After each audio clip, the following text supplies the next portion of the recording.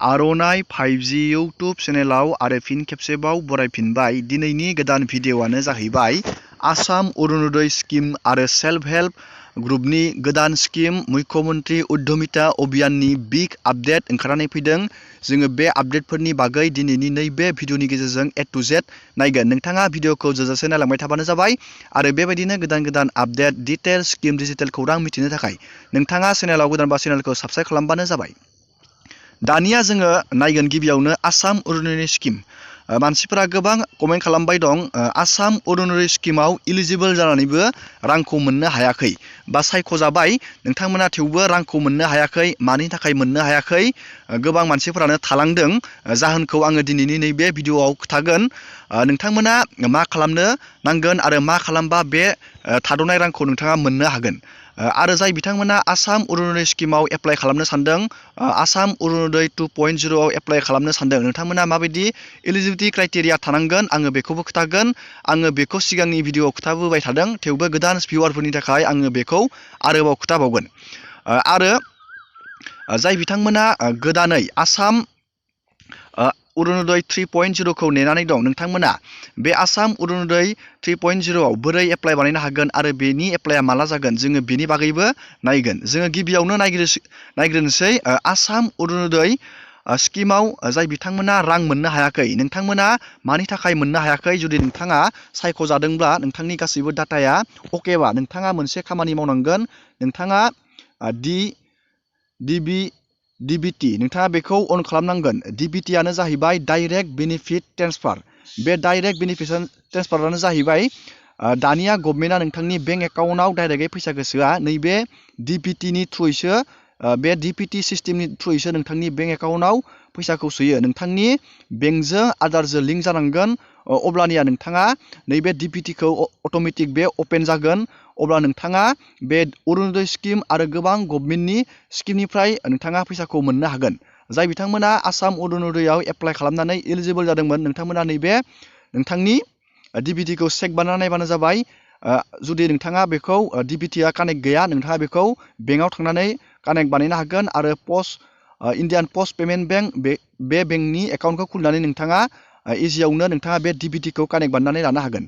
दानिया जोङो नायगोन जाय बिथांमोना आसाम अरुणोदय स्किमाव एप्लाइ बानायनो सानदों, नोंथांमोना माबायदि इलिजिबल क्राइटेरिया थानांगोन। गिबियावनो नोंथाङा बे स्किमाव एप्लाइ बानायनानै गभर्नमेन्टआ नोंथांनो मास जोबनायनि 10 थारिखआव नोंथांनो 1250 बेखिनि रांखौ नोंथांनि बेंक एकाउन्टआव सोनानै होनाय जायो DBTनि थ्रुयै। नोंथाङा बे स्किमाव इलिजिबल जानो नोंथाङा नैबेयाव लिरनानै होदों। आङो बेनि अलरेडि भिडिअ बानायखांबाय, थेवबो आङो गोदान भिउवारफोरनि थाखाय बेखौ लाबावदों। नोंथाङा XPRI मेम्बारा बेयाव एनुवेल इनकामा 2 लाखनि गाहायाव जानांगोन आरो नोंथाङा बेयाव एप्लाइ खालामनो हिनजाव मानसि अमेन जानांगोन, नैबेयाव लिरनानै होदों। आरो नोंथांनि लिभिं कासा हाउस इन भिलेज, नोंथाङा भिलेजाव थानाय कासा इन्जुरनि न'आव थाग्रा बेबायदि मानसि जानांगोन, नैबे सिगांनि मोनसे डाटा।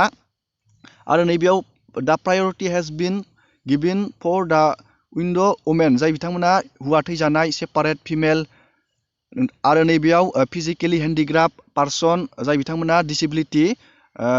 नैबेयाव आनमेरिड गार्लस आरो नोंथांनि बैसोआ बेयाव 35 इयार्स। बेबायदि बेयाव नोंथांनि डाटाया बेबायदि मिलायोब्ला नोंथाङा बे स्किमाव एप्लाइ बानायनो हागोन। बेयाव नोंथाङा एप्लाइ खालामनो नैबेयाव डकुमेन्टआव थुनानै नोंथाङा नायनो हागोन। नैबे नोंथांनो मा नांगोन, बेयाव Aadhaar card, PAN card, domicile Assam आरो बेंक एकाउन्ट आरो बेंक पासबुक। नैबेयाव फट' नांगोन आरो mobile number, ration card, income certificate, नैबे self declaration form, identity card, voter ID card, age proof. बेबायदि नोंथाङा डकुमेन्टखौ रेडि खालामनो नांगोन। नोंथाङा बेयाव मोनसे फर्म मोनगोन, ब्लगावनो जा, नोंथाङा शेयार मिडियावनो जा, जायखिजाया नोंथाङा फर्म मोनगोन। बे फर्मखौ नोंथाङा नैबायदि फिलआप बानायनांगोन आरो नोंथाङा बेखौ साबमिट होनांगोन ब्लगाव, नङाबा नोंथांनि ग्राम पन्सायत अफिसाव नोंथांखौ बिखौ साबमिट होनो होदों। नैबेयाव लिरनानै होदों, नैबे डाटाया गभर्नमेन्टआनो बहनना होनाय। नोंथाङा बेबायदि सिस्टेमै नोंथाङा फर्मखौ फिलआप बानायनानै नोंथाङा ग्राम पन्सायत अफिसाव नोंथाङा बेखौ साबमिट होनानै बेनि अरुणोदय स्किमनि 2.0 नि एप्लाइखौ बानायनानै लानो हागोन, जाय बिथांमोना बेबायदि इलिजिबिलिटि क्राइटेरियायाव गोलैयो। रेशन कार्ड गोनांफोरनो आसाम गभर्नमेन्टआ अरुणोदय स्किम होनो थांखि लादों। बे बाथ्राखौ बावैसो CMआ बुंदोंमोन। नोंथांमोना नेनानै थाबानो जाबाय। जाय बिथांमोना गोदानै आरो जाय बिथांमोननियाव रेशन कार्ड दं, नोंथांमोना बे आसाम अरुणोदय 3.0 मोनसे लन्च खालामबावो। नोंथाङा बे स्किमाव एप्लाइ बानायनो हागोन। दानिया जोङो बेनि आपडेटफोरखौ मिथिबाय। दानिया जोङो सेल्फ हेल्प ग्रुपनि आपडेटनि बागै जोङो सावरायनोसै। जोङो सावरायगोन सेल्फ हेल्प ग्रुपनि आइजोफोरनि गोदानै स्किम ओंखारनाय मुख्यमन्त्रि उद्यमिता अभियान स्किम। आङो बेनि बागै गोबां भिडिअ बानायबाय, थेवबो मोनसे आपडेटनि बागै जोङो सावरायबावगोन।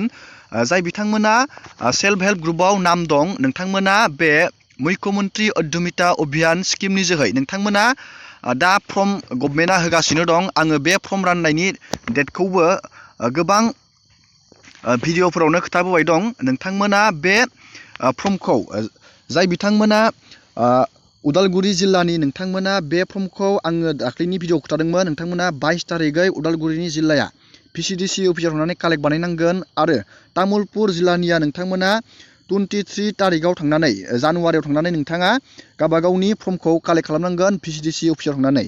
आरो 25 तारिखै 25 तारिखै नोंथांमोना बे क'क्राझार, चिरां आरो बाक्सा बे मोनथाम डिस्ट्रिक्टआ 25 जानुवारियाव गावबागावनि PCDCआव बे फर्मखौ नोंथांमोना लायनांगोन। आरो नैबे स्किमाव नोंथांमोना मोनसे खामानि मावनांगोन। नोंथांमोना गावबागावनि दंफां गायनाय, अमृत ब्रिखा आन्दलनाव नोंथाङा दंफां गायनाय, बेनि नोंथाङा प्रुफखौ होनांगोन।